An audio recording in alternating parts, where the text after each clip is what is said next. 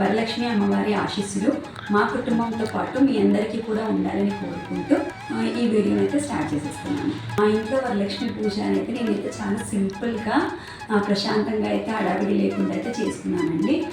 నేనైతే ఈ కలశాన్ని అయితే ఎంత సింపుల్గా అంటే ఒక రాగి చెంబులో కొబ్బరికాయ బ్లౌజ్ పీస్తోని కలశాన్ని ప్రిపేర్ చేసుకొని ఈ కలశాన్ని అమ్మవారిగా భావించి నా దగ్గర ఉన్న ఆభరణాలతోని ఇట్లా అమ్మవారిని అయితే అలంకరించుకున్నాను.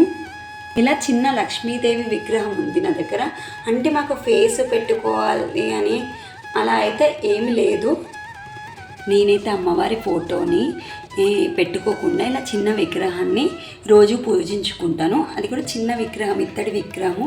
ఆ విగ్రహాన్ని కూడా నేను నా దగ్గర ఉన్న వస్తువులతోనే అలంకరించుకున్నాను. అంటే చిన్న ముత్యాలు ఉంటాయి కదా, ఆ చిన్న ముత్యాలను దండగా చేసుకొని అమ్మవారికి వేశాను. అండ్ ఒక ఇత్తడి చిన్న మనం ప్రసాదం ప్లేట్ ఉంటుంది కదా, సో ఆ ప్రసాదం ప్లేట్లలో ఇత్తడి 5 రూపీస్ కాయిన్స్ ఉంటుంది కదా, ఆ 5 రూపీస్ కాయిన్స్ మధ్యలో అమ్మవారిని ప్రతిష్ఠించుకొని ఇలా చిన్నగా మన దగ్గర ఉన్న మాల వేసుకొని అయితే అలంకరించుకొని పూజ చేసుకుంటాను. ఆ కాసు ఉంది కదండి, ఆ కాసుని మళ్ళీ నేను శుద్ధి చేసేసుకొని అమ్మవారికి వేసుకొని ఇట్లా పూజ చేసుకున్నాను. నేను ఇలా పసుపు వినాయకుడిని చేసుకున్నాను కదా, ఆ పసుపు వినాయకుడిని పూజించుకున్న తర్వాత ఆ అమ్మవారిని ప్రతిష్ఠించుకొని కలశం పెట్టుకొని పూజ చేసేసుకుంటాను. మన స్తోమతకి తగ్గట్టు మనకు వీలైన విధంగా ప్రసాదాలను కూడా పెట్టుకోవచ్చు. అయితే నాకు వీలైనంతలో నేను ప్రసాదాలను అయితే అమ్మవారికి నైవేద్యంగా పెట్టుకున్నానండి. పులిహోర అయితే కామన్గా చేసుకుంటాం కదా, ఇలా శనగలు, పులిహోర అండ్ పండ్లు అలా ఈ ప్రసాదాలను అయితే నైవేద్యంగా పెట్టుకున్నాను.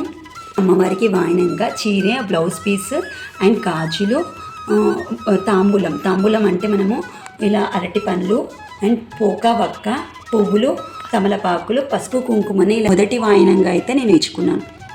నేనైతే అంత ఆడంబరంగా కాకుండా చాలా ప్రశాంతంగా అయితే చేసుకున్నాను. ప్రతి ఒక్కరు కూడా ఆడంబరాలకైతే పోకుండా వాళ్ళకి తగ్గట్టు, అంటే వాళ్ళకి తోచిన విధంగా వాళ్ళకి వీలైనన్ని ప్రసాదాలు పెట్టుకోవచ్చు. పండ్లైనా కానీ లేకపోతే అలంకరైనా కానీ వాళ్ళకి అంటే తోచిన విధంగా, అంటే వాళ్ళకున్న స్తోమతకి తగ్గట్టు అలంకరించుకొని ప్రశాంతంగా పూజించుకోవాలి. అంతేకాని ఆడంబరాలకైతే వెళ్ళొద్దని నా యొక్క విజ్ఞప్తి అండి. ఎందుకంటే జరిగినట్టు ఇంకొకరికి జరగదు కదా. సో పక్కన వాళ్ళు వైఫైగా ఆడంబరంగా చేసుకున్నారని మనము చేసుకోవాలని లేదు కదా. అంటే పక్కన వాళ్ళ లైఫ్ వేరే, మన లైఫ్ వేరే కదా. వాళ్ళకి నచ్చిన విధంగా వాళ్ళకి తగ్గట్టు వాళ్ళు పూజలు చేసేసుకుంటారు. సో అదే విధంగా అందరు చేసుకోవాలని రూల్ లేదు కదా. సో అదే విధంగా వాళ్ళకి తోచిన విధంగానే చేసుకోండి. కానీ పక్కన వాళ్ళు ఏదో చేసుకుంటున్నారని మీరు ఎవరు కానీ అంటే అప్పుల పాలయ్యి ఇలా పూజలు చేసుకోవాల్సిన అవసరం లేదండి. మనకి నచ్చిన విధంగా ఒక చిన్న బ్లౌజ్ పీస్తో కూడా మనము ఈ పూజలు అయితే పూర్తి చేసుకోవచ్చు. ఈ మధ్య మిడిల్ క్లాస్ వాళ్ళైతే ఈ పూజలు, వ్రతాలు అంటే భయపడిపోతున్నారు. ఎందుకంటే సోషల్ మీడియా కారణంగా ఏంటంటే ఒక్కొక్కరు రిటర్న్ గిఫ్ట్స్ కానీ లేకపోతే తాంబూలాలు కానీ పూజా డెకరేషన్ కానీ అవన్నీ చూసి సామాన్య ప్రజలు ఏంటంటే చేసుకోవాలంటే కొంచెం వెనకడిగా అయితే వేస్తున్నారు.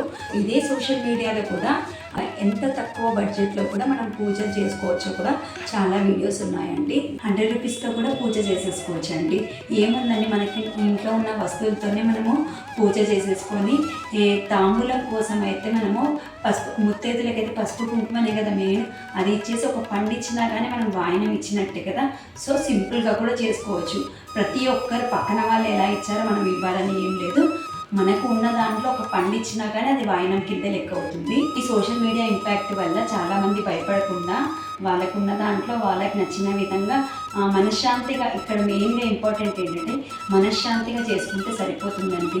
అంతేగాని హడావిడిగా చేసి మనస్సు ప్రశాంతంగా లేకుండా మనం ఎన్ని పూజలు చేసుకున్నా కానీ అది తక్కువే అండి. అది మనం మనశ్శాంతితోని ఒక చిన్న పండో పువ్వో ఇచ్చినా కానీ అది మనకి మంచి ఫలితాన్నే ఇస్తుంది. అంతేగాని వేరే వాళ్ళు ఏదో హైఫైగా చేసుకున్నారని మనం చేసుకోవాలని ఏమీ లేదు.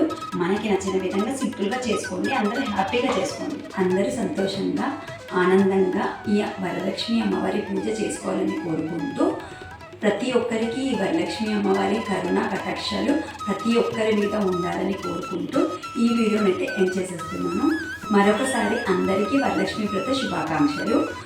ఇంతటితో ఈ వీడియోని అయితే ఎండ్ చేసేస్తున్నాను. ఈ వీడియో కనుక నచ్చినట్టయితే please like, share, comment and subscribe. And ఇప్పుడు మనకి ఈ లైక్ బటన్తో పాటు హై బటన్ కూడా వచ్చిందండి. ప్లీజ్ అది కూడా క్లిక్ చేయండి. మీతో పాటు ఇంకా 10 మందికి కూడా ఈ వీడియోని రీచ్ అవుతుందని అనుకుంటున్నాను.